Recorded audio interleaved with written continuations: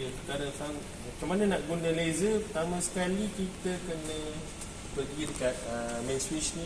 Actually dia emergency stop button. So dia work in two way lah. So kalau kita nak nak hidupkan dia, kita pusing cukup jam. Dia akan hidup. So letakkan barang ikut macam mana nak cutting ni. Okay, letakkan biar buncuk kat situ. Okay. Kemudian kita buka dekat software, search K40 Whisperer. Okay, kemudian kita load file kita. Pastikan file tu dah cutting warna merah, line warna merah untuk cutting. Kalau nak enter warna hitam. Mana? Dekat PC case steady. Lepas tu habis dan L2 naik. Okay. Itu klik OK. Okay, cuba tengok dekat. Biasa dia akan pada belah kanan lah.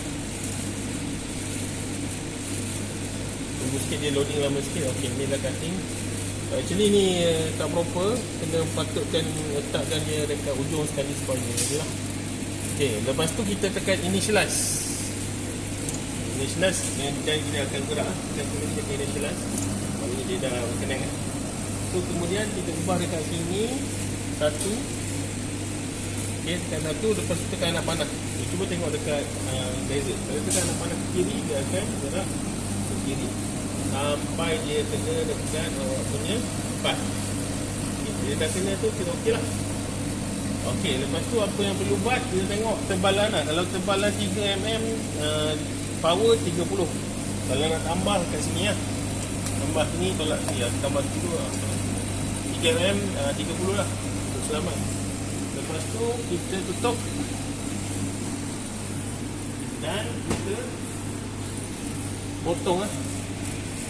Factor cut. Dia dekat bawah ni tapi dah hilang. Dia kena tarik sikit. Ni factor cut. Potong.